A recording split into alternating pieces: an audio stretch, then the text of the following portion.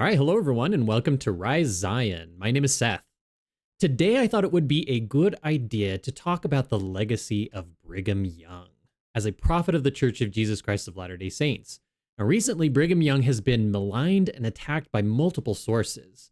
There have been a whole slew of inaccuracies and misleading things said about him, not least of which has been his portrayal in the recent Netflix show American Primeval as a sort of Batman-like villain with these dark shadows under his eyes. In this show, he was always up to specifically advocating for violence and always engaging in nefarious and dastardly plotting as well. I've even heard, more seriously, outlandish and false claims that Brigham Young conducted a genocide against Native Americans by engaging in cultural erasure, and a slew of other inaccurate, misleading claims.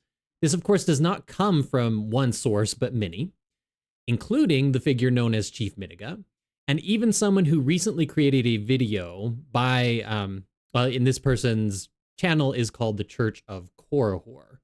Now, the claims often conflate the church's policy with the United States government's extermination and erasure of the Native American people and culture through forced education, for example. Now, nothing could be further from the truth, and I'd like to address these concerns once and for all with historical sources. Now, these are serious claims that require careful historical analysis. When people misuse the word genocide, it distorts the tragic history of real genocides, such as the Trail of Tears or the Wounded Knee Massacre. In addition, not having an accurate and facts-based view of history is dangerous in and of itself because it perpetuates false and harmful narratives against a religious minority. My goal in this video is to separate fact from fiction and provide an accurate account of Brigham Young's interactions with Native American tribes. So let's examine some of the things that were said by this YouTuber in his video, the Church of Korihor, right? And let's fact check them. Claim number one was that Brigham Young moved westward under manifest destiny. Now, the manifest destiny doctrine was a belief that the United States was divinely ordained to expand westward, often at the expense of indigenous peoples. However, Brigham Young and the Latter-day Saints were not agents of manifest destiny. Rather, they were refugees themselves, escaping violent persecution from the government. The Saints had been driven from their homes in Missouri in 1838 under Governor Boggs' extermination order. That's extermination order, executive order number 44, if you're wondering, and were later expelled from Nauvoo, Illinois in 1846 under mob violence. Unlike federal settlers who moved westward under government sponsorship and military protection, the Saints fled to the uncharted West seeking religious freedom and peace. Furthermore, Utah was not part of the United States when Brigham Young led the Saints there in 1847. It was still Mexican territory. The land only became part of the United States after the Treaty of Guadalupe Hidalgo in 1848, meaning the Saints were not expanding U.S. borders. They were leaving the country altogether. If anything, Brigham Young resisted U.S. expansion, famously opposing the Utah War in 1857 when federal troops tried to impose control over the territory. Okay, so the verdict is that Brigham Young was fleeing persecution, not acting as a United States expansionist. Okay, so that claim is false. The second claim often made is that Brigham Young benefited from the conquest of Utah, specifically the word conquest. Now, the YouTuber in this video argued that Brigham Young benefited from the U.S. conquest of Utah, but this misrepresents severely the historical reality. The United States government did not conquer Utah. It acquired it through diplomatic means. When the Saints arrived, they found Native American tribes already inhabiting the land, particularly the Ute, Paiute, and the Shoshone. Unlike United States settlers who took land by force, Brigham Young advocated for peaceful coexistence. He famously declared, "It is cheaper to feed the Indians than to fight them." Rather than forcibly removing tribes, he encouraged trading, intermarriage, and cooperation. He instructed settlers to pay Native Americans for land use and discouraged violent conflicts. While tensions inevitably arose, as they did in all settler-native interactions, Brigham Young's overall policy was accommodation, not conquest. So the verdict is that Brigham Young did not conquer Utah, but sought peaceful negotiations with Native American tribes. The third claim is that Brigham Young was an agent of the Bureau of Indian Affairs. Again, he's perhaps a Batman villain. Dun dun dun. However, Brigham Young was appointed superintendent of Indian Affairs in Utah Territory in 1851. However, this was a standard role given to all territorial governors. It did not make him an agent of U.S. removal policies, as the YouTuber claims. In fact, Young used his position to defend Native rights and prevent violence against settlers and tribes. As superintendent, Young advocated for fair treatment of Native Americans, urging settlers to respect their land and customs.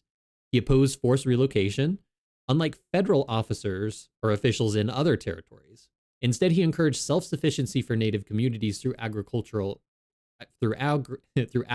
and trade.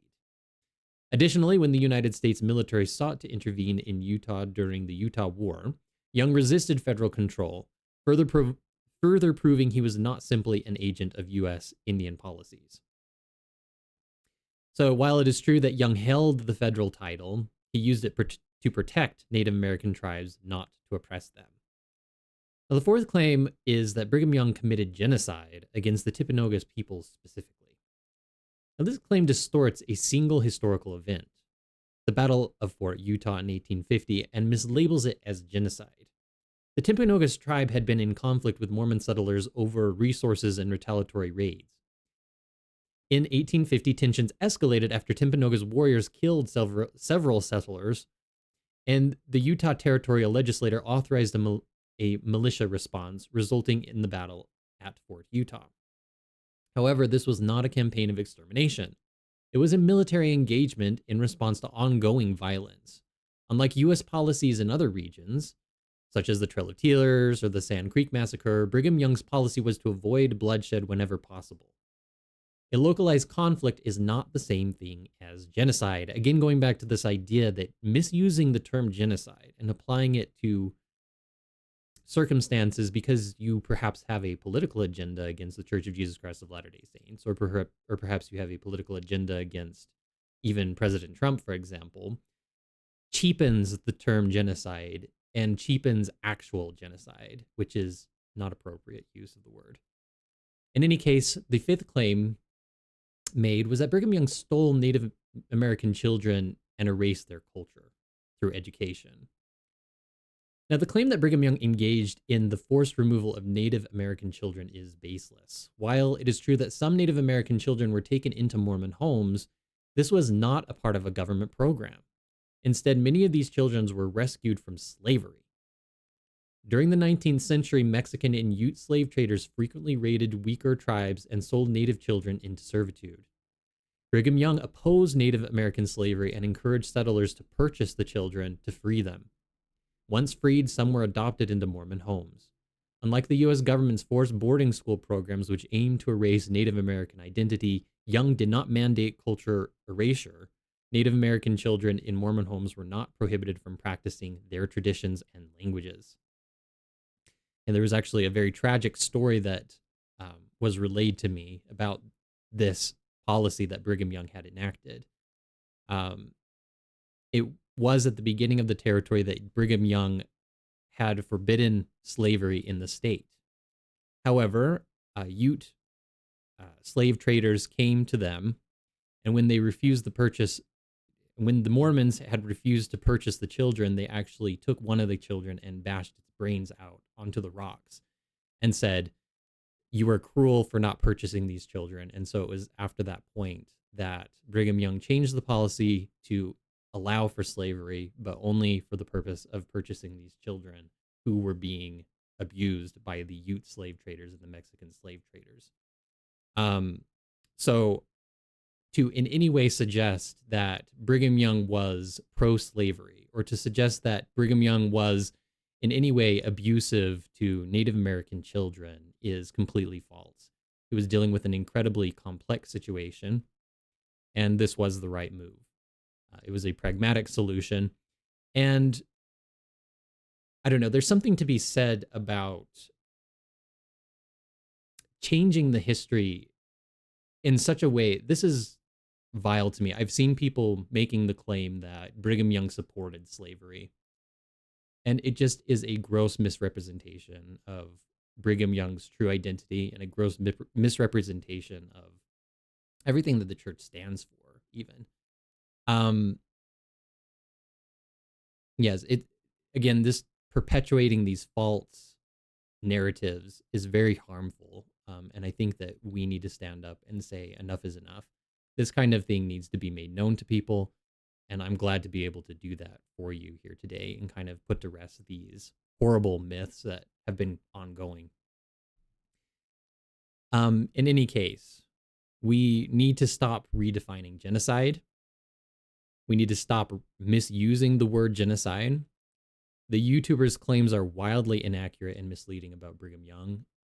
Brigham Young was not a conqueror, not a genocidal leader, not a cultural eraser. He advocated peace whenever possible and worked to integrate, not oppress, Native tribes.